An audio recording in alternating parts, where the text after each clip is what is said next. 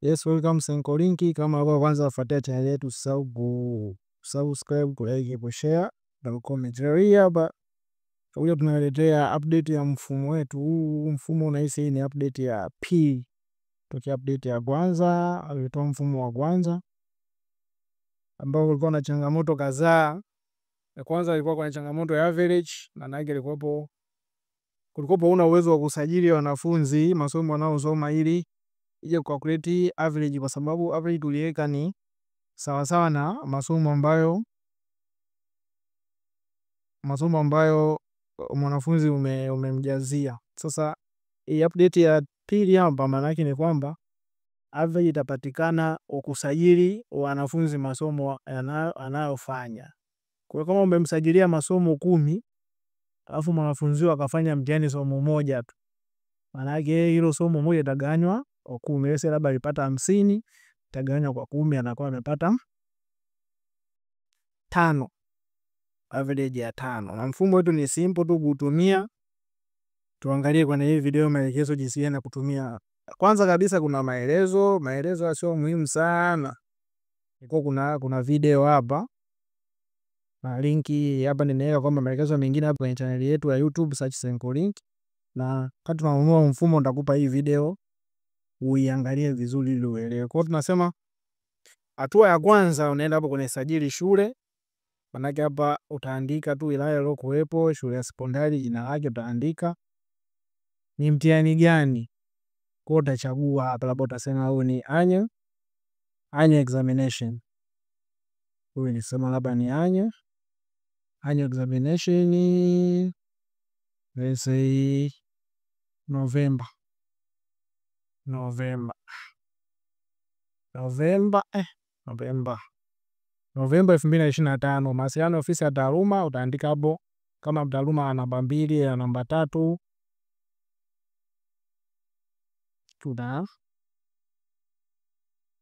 Unamtumia, yani unaziandika hapo. Baada ya hapo na hapo utaandika shule inafungua lini, tarehe ya kufungua shule na tarehe ya kufungua hiyo nini, hiyo shule. Kwa hapo utaandika tarehe ya kufunga na ya kufungua shule. Sio paya abatulia kai. Baada ya hapo utakuja utaandika hapo tarehe shule inapofunguliwa, utajaza hapo, utaandika jina la mkuu wa shule. Hapa kidato sio cha umuhimu sana kuandika. Mwaka hapa utaandika 2025. Muhula utaandika hapo labda muhula wa pili au muhula wa kwanza. Baada ya kusajili shule sasa tunaingia katika hatua ya pili. Hatua ya pili ni kusajili shule, unakuja hapo kwenye setting. Kwenye setting hapa unakuja kuyapanga masomo kwa kidato husika. Labda form 1 na masomo gani, kwa utaandika jina lake hapa hilo somo, na mfumo unaweza kuchukua masomo 17. Utaandika initial yake. Initial yake kama utaandika kifupi sawa, lakini napendelea uandike tu jina la somo refu. Kama utalifupisha kidogo sawa, hakuna tatizo, lakini hapa kwenye subject hapa abidi uandike somo kama lilivyo. Sasa mfano hapa tunaweza tukaongezea kompyuta hapa. Tukaongezea kompyuta, tuongezea computer science hapa. Huko mengine tubaacha kama analivyo hapa hivi. Kama unataka kubadilisha hizi grade system, au shule yako inatumia grade system tofauti, labda hapa division 1 na mpaka 4 unataka kubadilisha, sawa. Hizi GPA hapa haina tatizo, utaziacha kama zilivyo. Baada ya hapo sasa utakuja hapa kwenye kusajili wanafunzi na masomo. Ukifika hapo unasema form 1 utasajili jina, namba. Hizi serial namba ni za muhimu kuziandika, namba ya simu ya mzazi ya mwanafunzi usije kama unataka kutuma matokeo kwenda kwa wazazi. Hapa candidate number. Kwa hapo utapanga majina kulingana na kulingana na alfabeti zake. Hapa jinsia. Sasa hapo utasajili masomo. Mimi hapa nimeweka ese labda anaosoma kompyuta ni mmoja. Huyu hapa mfano anasoma kompyuta, ese labda na huyu. Kwa hapa wewe cha kusajili masomo utasajili masomo, labda utaanza kupangia masomo yote kwa ujumla anaosoma. Sana kwa form 1 masomo unaosoma kwa jumla ni Geography, Kiswahili, English, Maths, Business Studies, Tanzania na maadili, kama masomo 6 ambapo labda utaanza hapa mwanzo. Kwa utawekea ya vitiki. Hivi vitiki ukiweka kwa mmoja tu. Kwa mfano kama hapa, lesa ukachagua kwa kusho. Ukishachagua kwa hiyo unaweza ukadrag hiki kienda mpaka mwisho kwa haya masomo ambayo ya ujumla. Kwa hiyo msajili mwanafunzi hapa kulingana na somo lake analolisoma, maana yake itasoma hapa idadi ya masomo ambayo mtoto mwanafunzi amesajiliwa, na hii inaweza kubeba wanafunzi kama 466 au 68. Kwa hapa kwenye kusajili tumewekea njia rahisi ambapo utakuwa tu jina la mwanafunzi linatokea hapa na masomo yake yanakuja kuona chagua. Hata kama ukiscroll kwenda down hivi, haya masomo huko juu yafanyaje, hayapotei, ili kukupa kazi kubwa ya kuanza kufikiria hapa hii column fulani somo gani. Na hapa juu hapa hapo utaotohusika napo. Hapa itasajili itaonyesha wanafunzi waliosajiliwa kwenye hilo somo husika. Mfano computer science tumesajili wanafunzi 10. Kwa baada ya hapo ya kusajili wanafunzi na masomo yao, kama utaanza kidato kimoja sawa. Ukija kama ushajaza hapo unakuja kwenye kujaza max. Sasa kujaza max hapa hivi usajili utakuwepo kama ulivyosajili hapo nyuma hapo, kama ulivyosajili hapa. Manake kama kuna wanafunzi unataka kuongeza utaongeza hapa chini. Mfano tuongeze kama hapa hisia zao tuweke hivi, na haya masomo anasoma wote hapa ndio tukaekea hapa anasoma. Hii namba ya shule tukaishusha hapa. Namba ya simu hapo nimeandika namba ya simu moja tu, tutashusha hapo tutaweka series yenyewe hii hapo. Baada ya hapo sasa wakuja kwenye kujaza max. Sasa hapo kwenye kujaza max ukajaza kulingana na zile ulivyosajili, na hapo kwenye kujaza max ndio uwekea urahisi. Mfano ukafika yule mwanafunzi wa mwisho kabisa huyu hapo, ambapo sasa hapa somo lake utaliona, alafu geography history anasoma labda kapata 45, geography anasoma labda kapata 60, syntax Kiswahili anasoma 77, 88, labda masomo yote anasoma kasoro kompyuta ambayo hajasajiliwa. Haya,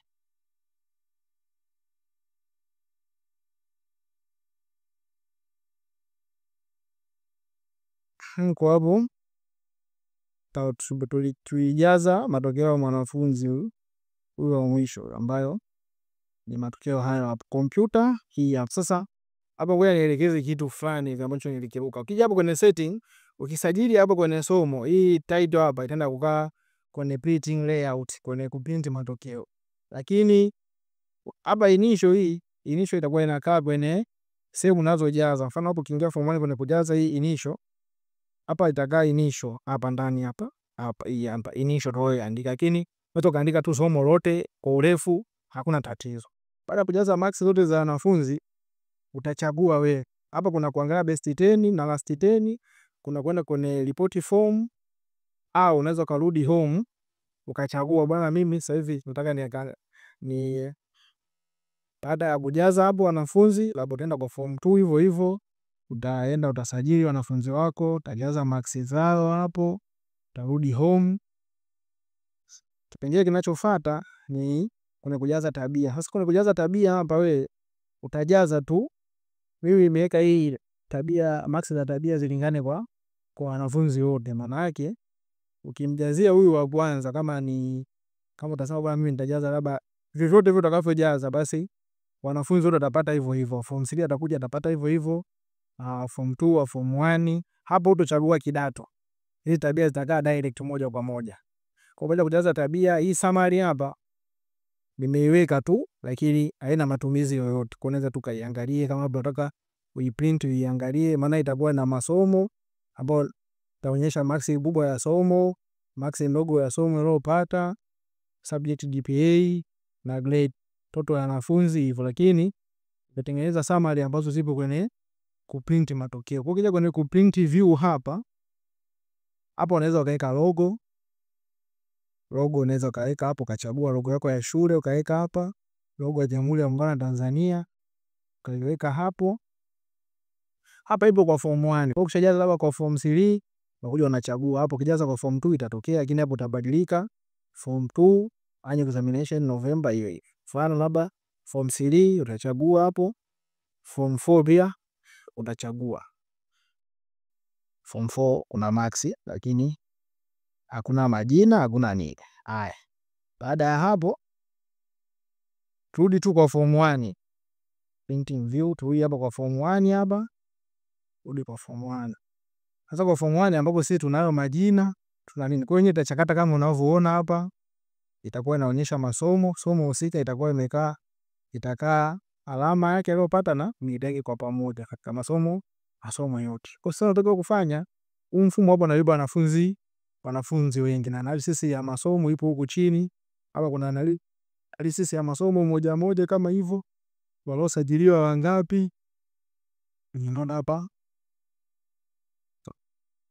wamesajiliwa wanafunzi 10. Tulisajili kompyuta pale wote ambao hakuna hata mmoja ambaye tumemjazia maths. Maana yake yani wote hakuna aliyefanya mtihani hata mmoja, kuna tumemjazia maths.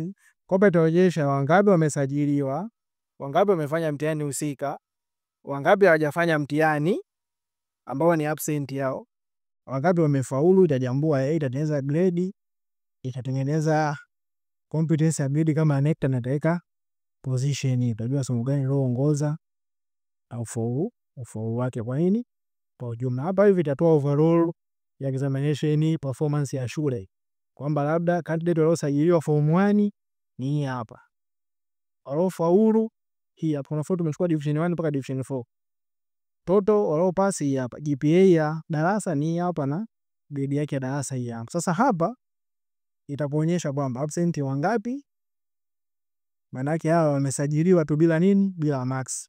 Kwa ukirudi hapo kwenye form 1 hapa, hii hapa kwenye max utawaona hapa, sona wanafunzi wengi hawajasajiliwa, lakini naweza tulimsajili.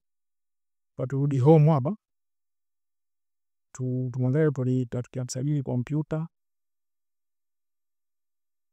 hapo wote tuwasajili ya kompyuta kwanza mpaka mwanafunzi wa 10. Kwa tunasema mwanafunzi wa kwanza mpaka mwanafunzi wa 10 tuliasajili kompyuta. Ni hapa max natunga hapo. Hapo tuliasajili kompyuta. Itengenezea tuliwe na ufaulu mzuri. Kwa hapa tutarudi sasa, tutaenda pale kwenye printing view.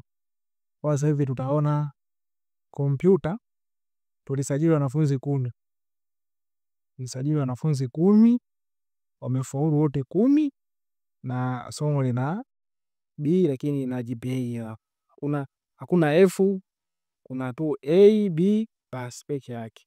Sasa tunaondoaje hizi blank hizi ambazo wanafunzi hajatimia hizi? Tunaziondoa kwa kuja hapa juu kwenye, una namna mbili. Kuna hii ya kwanza utabonyeza hiki icon hapa, hii icon hapa hiki utakibonyeza. Ukishakibonyeza atafunga download kama hii.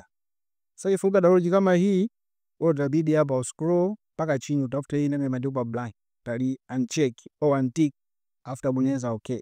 Ukibonyeza okay, maana yake itafuta zile blank document, zile blank rows ambazo hazina majina. Hizi huku zina majina lakini hazina max yoyote. Na ukija kwenye masomo pia hizi hapo unaweza ukazifunga hizi, ukazi highlight hapo pembeni hapa, ka right click ukaandika hide. Maana yake hapa wewe utatoa tu mkeka. Kama hujaweka logo hakuna tatizo lolote, hizo nani hazitotokea hizo icon hapo. Kwa maana yake hapa wewe utakuja tu utasave PDF, labda utaandika form 1 view. Basi tumefungua moja kwa moja tuione ndio inavyofanya kazi. Hapo utafunguka. Kama utaenda kuprinti matokeo yako kwa ajili ya kubandikia watoto, itaonekana kama hivi ilivyo hapa. Hapa blank document hii hapa hajajazwa wanafunzi. Huko analysis itakuwa nzuri kabisa kama NECTA. Kwa hivi ndio jinsi ya kutengeneza. Kwa ukitaka labda wanafunzi wengine labda form 3 wamevuka 63, kwa utakuja hapa kwenye hiki katatiki hapa, halafu uta scroll down mpaka chini hapa, ili kwenye blank pale, kwenye blank utaweka tiki. ili zile wanafunzi waongezeke, idadi yake tuongezeke hapo tena. Hapo kwenye masomo, mfano hapo tuliweka masomo mangapi? Hapo tulijaza masomo 1 2 1 2 3 4 5 6 7 8 9 10 11. Masomo kuna moja. Mfano hapo na masomo 12. Kwa maana yake utakuja tena hapo utabonyeza nini? Unhide. Zile rows zingine ambazo zina masomo zitafanyaje? Zitatokea. Kwa hivi utafanya kulingana labda idadi ya masomo yameongezeka kwa kidato husika au wanafunzi wamefanyaje? Wameongezeka kwa kidato husika. Au kama hivyo utaona ni ngumu, kwa mfano hapa unaweza uka highlight tu. Ka highlight hizi blank document, hizi blank rows hizi ambazo lazima kitu chochote hizi. Sasa hivi utachukua muda mwingi kuscroll mpaka kwenye mwisho, kwa maana nikakuwekea pale ka button, lakini unao uwezo wa kushuka mpaka chini mpaka ambapo wewe unaona kabisa hapa ndo mwisho wake, na ukafanyaje? Unhide, ukahide ili sifanyaje? Zisionekane. Baada ya hapo huko tumeangalia kuna printing view. Unaenda sasa kuangalia best 10. Kwa hapo unachagua kidato, let's say form 1, itakutengeneza best 10 yako kwa kuangalia average na position. Una average kubwa atakuwa na position ya kwanza. Regardless hata kama akiwa na division ndogo, ila akiwa na average kubwa anampita. Let's say labda mtu ana division 1, afa ana average ya 70, mwe division 2 ana average ya 72. Maana yake mwe division 2 tu atakuwa amefanya vizuri. Mfano haya. Kwa hapo tumemaliza hapo. Hapo utasave tu kawaida. Sheet zabo na last 10 na best 10 na last 10, 10 bora na 10 dhaifu katika matokeo ya ujumla. Kwa hapo kuna vidato tofauti utachagua, kuna form 4, kuna form 3, kuna form 1 na kusave utarename tu. Utaanza hapa file, utaenda hapa save, utaenda hapa document, utarename tu. Soma hapa best 10, let's say form 1 2025, labda anyo 2025. Hapa hivi utachagua PDF. Hapo nimeweka nifungua pamoja niona hapa ndipo kwenye onyesha. Kwa hapo utaona vizuri tu wanafunzi wako. Haya. Kwa baada ya hapo utarudi zako home, utaenda upande wa SMS. Upande wa SMS hapa sasa ni kama unataka utume SMS kwa wazazi. Ukinunua mfumo wetu utakupa na DLP professional SMS, bulk SMS send, ambayo yakupa urahisi wa kutuma matokeo yao kwa nini? Kwa wazazi. Hapa sasa hapa juu kabisa tutachagua kidato hapa. Yes, labda tuliojaza kuna matokeo ya form 4 hayo, lakini hapo kuna matokeo ya CCR4. Sasa tutakavyo vichange ni hapa kwenye shule. Utakuja hapa jina la shule utaandika shule yako. Ni hapa nimeandika hiyo. Nimeandika Senkolink, ndio. Lakini hapo utaandika shule yako. Baada ya hapo utakuja sehemu nyingine kubadilisha, ni hapo kwenye tarehe. Tarehe ya shule itafunguliwa lini utabadilisha. Ukibadilisha hapa na badilisha na kota. Message itasoma hivi: shule ya sekondari Senkolink, ndugu mzazi au mlezi wa student form 1. Form 1 maana yake umetaka jina la mwanafunzi. Ndio amefanya mtihani, sasa hapo utabadilisha. Hapo utabadilisha. Wanao amefanya mtihani wa robo muhula, labda utasema nusu muhula au muhula wa pili. Muhula wa pili. Kibadilisha hapo itabadilishika kote. Wanao amefanya mtihani muhula wa pili, matokeo yafuatayo. Kwa hiyo unaweza kuongeza mpata matokeo yafuatayo itaonyesha hapa masomo yake aliyofanya yote, amekuwa ngapi, itaonyesha kati ya wanafunzi wangapi, amepata wastani gani na grade gani ya wastani. Shule imefungwa leo tarehe fulani na itafunguliwa tarehe fulani. Kama unataka kuongezea maneno kwa hapa mbele, labda sio na nini, unaweza kaongezea hapa ukaweka hapo kaandika unachotaka kukiongezea. Baada ya hapo sasa, hii ndio utatumika kwenye kutuma message. Maana yake utasave hii exam, utaichomoa huko ndani. Utasave, utabonyeza hapo save file. Hapa itakuwa imeandikwa kidato husika ambacho nikichagua hapo juu. Utasave tu. Itajisave, ukishasave itafunguka. Hapo itasave, itakwambia kabisa kwamba SMS kwa wazazi imehifadhiwa kwa mafanikio hapa user na document ile. Sasa itategemea lakini itakaa kwenye document ya kompyuta yako. Hapo ukichagua kidato lesson form 3 mfano labda chague form 4 utasave pia. Kisave hii exam itakaa kwenye nini? Kidato cha nini? Cha itakaa hapa kwenye document. Kwa tukija hapa kwenye document hapa kwa document tutaona zile is kuna hii hapa kwa nipange hapo kulingana na modification yake, muda modification hapo. Hiyo inaweza method sending hapa maana yake form 1 hii hapa, form 4 hii hapa, ambayo yenyewe sasa hapo itakuwa inaonyesha nini? Itakuwa inaonyesha message zile ambazo tumefanyaje, tumezitengeneza au tumezicopy kutokea inahitaji kugrupu hapa, lakini naona kama yanikatalia fulani, lakini sio mbaya. Hii hapa na hii hapa, mfano tuangalie hii ya form 1 kwa labda na name lese labda form 1 SMS itafunguka tu chapo hapo kama hii hapo unavyoiona hii hapa. Lakini pia hapa ilipo inao uwezo wa kubadilisha kidato. Yaani hapo ukachange kidato kinabadilishika hapa. Hamna tatizo. Na kitaleta alama ambazo ulishazijaza huko zitaleta. Ndio tu cancel tu hapo. Turudi kwenye mfumo. Baada hapo, baada ya kuchakata message zako ushazichukua kwenye mfumo, sasa tumemaliza. Lakini mambo muhimu ya kuzingatia, cha kwanza kabisa cha kuzingatia ni kumsajili mwanafunzi masomo anayosoma. Kwa nini? Usipomsajilia mwanafunzi masomo anayosoma, average haitoweza kutokea. Kwa hiyo condition ya kwanza. Condition ya pili ya kwenye mfumo ni kwenye hizo serial number. Kwenye serial number na tunamaliza kipengele cha report form. Sasa kwenye report form hapa, report zetu sisi zina generate automatically. Kwamba report yetu ndio kama hiyo unavyoiona, kuna sehemu hapa ya maoni ya mzazi utakata, mzazi utajaza, ataikata, atamrudisha mwanafunzi aende shule. Hapo unaweza kuweka muhuri, ukapiga picha muhuri ukaupachika hapo, hapo kaweka sahihi ya mkuu wa shule moja kwa moja, lakini kama uhitaji basi itakuja mkuu wa shule ataandika yeye mwenyewe. Itakuwa kama hivi, itakuwa na masomo ambayo mwanafunzi anafanya. Somo asiyofanya aliandiki marks yoyote.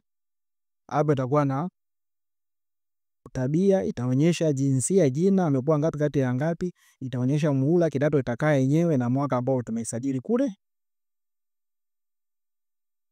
Sasa kwenye report hapo utaweka logo labda ya Jamhuri ya Muungano au ya wilaya, hapo utaweka logo ya shule. Sasa kwa hiyo kama mara yako ya kwanza, maana yake utabonyeza hapo create folder. Utakwambia folder created successful. Utachagua kidato. Sasa mimi hapa nitachagua form 1 kwa sababu ndo kuna maths. Lakini huku form 2, form 3, form 4 hamna ripoti zozote. Kwa hiyo hapa nitachagua form 1. Kwa kisha create folder na moja hapa create report. Kwa uta click hapo, mfumo utajenerate ripoti zote za wanafunzi 62 na 63. Maana yake ni kwamba kama hapo unavyoona hizi namba zinabadilika hapa. Hapa namba zinabadilika hizo 9 ngapi. Kwa hiyo tutaenda hapo mpaka wanafunzi wa 60 na kitu. Utajenerate report. Haitotumia muda mwingi. Na kisha meda kujenerate report, maana yake itafunguka sehemu ambazo ripoti zipo. Sasa shule labda ina condition labda mwanafunzi ambaye labda amelipa ada au labda anadaiwa kitu fulani atumpe report. That's why sijaweka kuprint report zote. Kwa hiyo utachagua tu mwanafunzi kusika utaprint report yake na kumpatia labda mzazi wake akija kuchukua, au hata shule inaweza ikaprint report 400 alafu haja kuchukua tu mzazi mmoja, kwa inaingia sawa. Hapo nimeweka tu report za generate kulingana na kidato na zitakaa kwenye folder yake.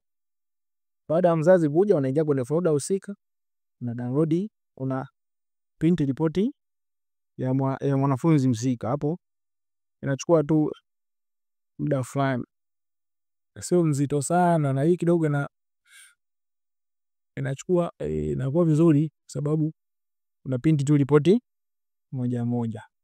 Sasa tupo hapo 53, 54.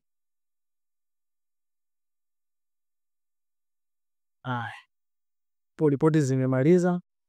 Na sasa hapa mimi kwa kuwa sijaandika majina ya wanafunzi, lakini hapa itakaa jina lake wanafunzi husika. Kwa ripoti yake itakuwa kama hivyo. Itakaa jina lake na matokeo yake aliyopata. Kama hapa hujaweka muhuri na nini na kwa ina tatizo, hapa sasa ndo unaweza ukaiprint, ukachagua printer. Mfano mimi na printer hii hapa. Nachagua printer hapo sio colored, lakini unaweza kufanya customization kama unataka kutoa colored. Nategemea na printer unayoitumia. Basi una seti unavyotaka wewe iwe, una print. Kama hapa unachagua kama unajua kutumia printer vizuri, sio kesi sana hapo. Sababu tumemaliza hapo. Haya, baada ya hapo tuje katika mfumo wetu, tunakuwa tumemaliza. Sasa ripoti unaziona wapi? Mfano labda umechagua kidato kingine. Sasa ukichagua kidato kingine hatuwezi kujenerate ripoti kwa sababu hakuna mwanafunzi yoyote ambaye yupo hapo. Sasa ndio nionyeshe ripoti. Ripoti unaingia kwenye local disk C ya PC yako, ambapo ndani kuna window, kuna nini. Tenda hapo kwenye users, toka kwenye users nenda kwenye public. Public utachagua Synclink report. Chagua Synclink report na utakuwa na hizi folder, kuna form 1, form 2, form 3, form 4. Ukiingia kwa form 1 utana ripoti zile zote za form 1. Asanteni kwa kufuatilia maelekezo ya mfumo huu. Mfumo huu ni rahisi sana, unapatikana kwa bei nafuu. Tafute kwa namba hizo hapo zinaonekana hapo 0652372705 kujipatia mfumo huu. Mfumo huu ni mwepesi sana kutumia. Pia unatoa printing via yani. Asanteni sana. Utani katika video ijayo jinsi ya kutuma SMS.